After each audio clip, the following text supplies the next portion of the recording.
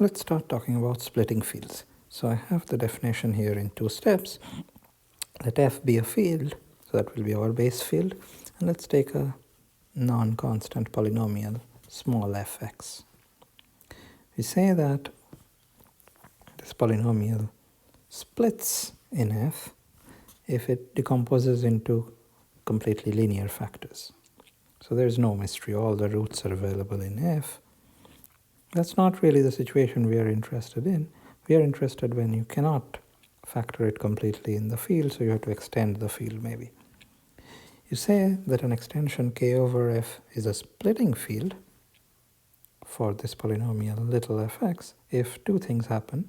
First, the polynomial does split in k, meaning into linear factors. And second, if you have a field M that is contained in F but strictly smaller than K, then Fx does not split in M. So K is the minimal extension in which this polynomial splits into linear factors. And one of the first things we'll prove next time is that given any non-constant polynomial, there is always a finite extension which is a splitting field for it. So there'll be a finite extension. And you can basically get it by adding all the roots of this polynomial in some sense. And furthermore, it's essentially unique, meaning if you have two extensions, both of which are splitting fields for this little f, then there is isomorphism from one to the other that fixes f pointwise. But right now, let me give some examples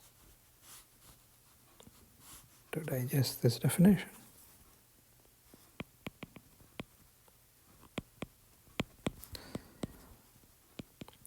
If you take something like x squared minus 1, that splits in rational numbers already. There's no problem factoring this over q. Both the roots are in q already. If you take x squared minus 2, well, it does not split.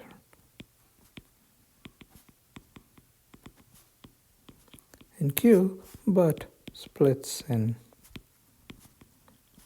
if you add a square root of 2. Right? Because now if you can factor it as x minus square root of 2x plus square root of 2. If you take x cubed minus 2, this is our first non-trivial example. You could try the same thing. You could add a cube root of 2, 2 to the 1/3. And you would get a root, but I claim it still does not split.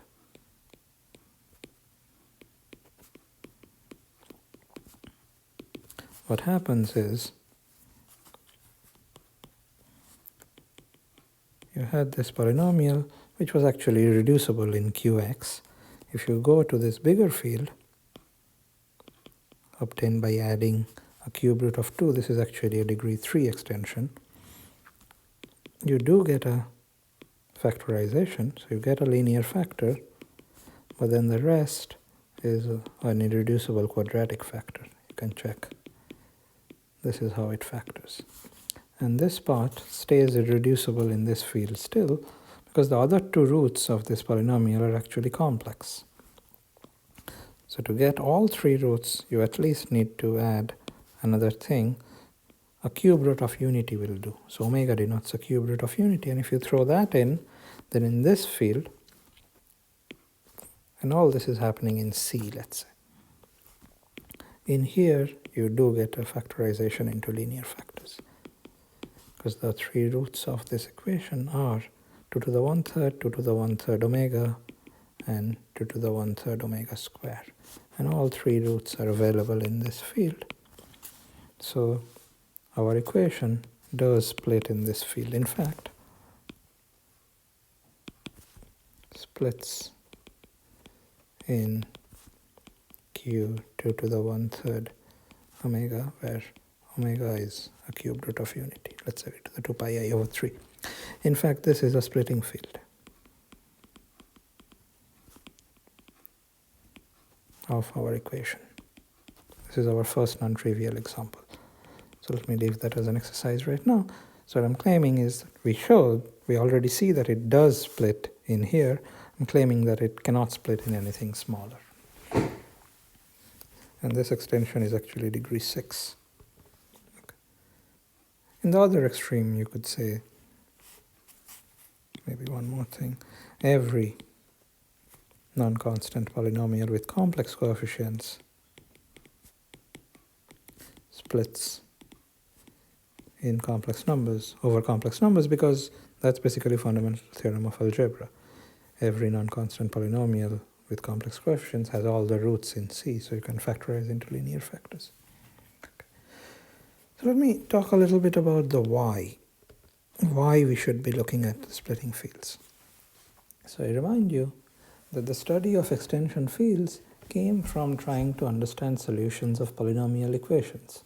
In this sense, so suppose you had a field f, take some polynomial with coefficients in capital F, and let's say it does not have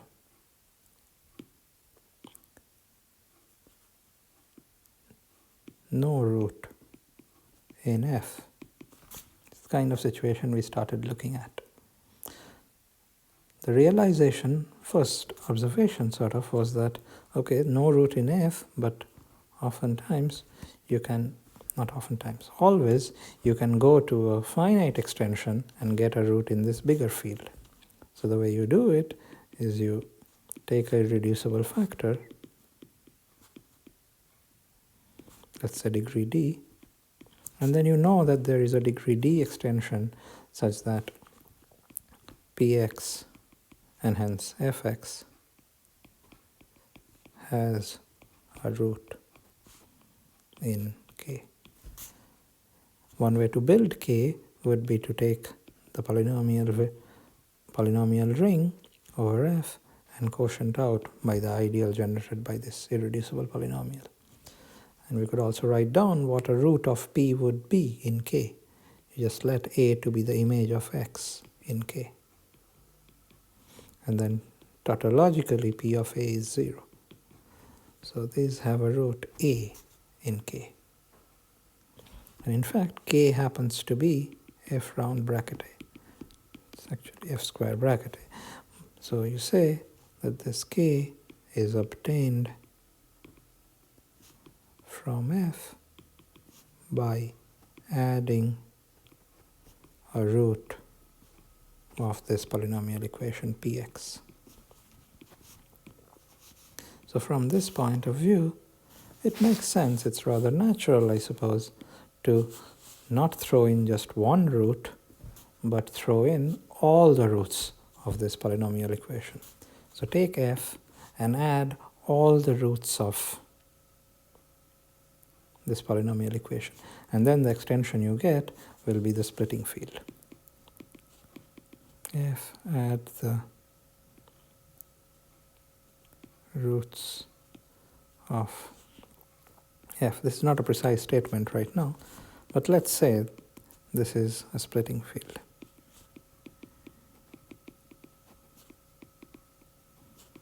Of some polynomial equation. We'll prove next time that it exists. That's not hard, actually. The uniqueness requires some work. The existence is easy. And originally your objective, let's say, is to understand the roots of this equation fx. Okay, so it turns out that looking at this extension is absolutely central to understanding roots of fx. And the key object to look at turns out to be that you should be really looking at a certain group called aut k over f. These are called automorphisms of k over f. So these are all field isomorphisms from k to k that fix f pointwise. Let's call this group G. This happens to be a group. In fact, in this sort of situation, when you have an algebraic extension, you can show that any non-zero ring homomorphism is automatically injective, but it's actually automatically an isomorphism. So that's what you're looking at really. Any non-zero ring homomorphism from K to K fixing F point-wise. They all happen to be field isomorphisms from K to K. And you notice, if you give me an element of sigma, what does it do? Well, it does not touch F, it fixes F pointwise. So what it does to K is it just acts on these roots. Turns out that the sigma permutes the roots of F in K. This is an easy observation, because you just show that if you have isomorphism fixing F, and if you take a root of this polynomial equation, sigma of A will also satisfy the same polynomial equation, because the coefficients of the equation are in F and sigma fixes them. So every group element permutes the roots of F. So you want to think of G as the set of symmetries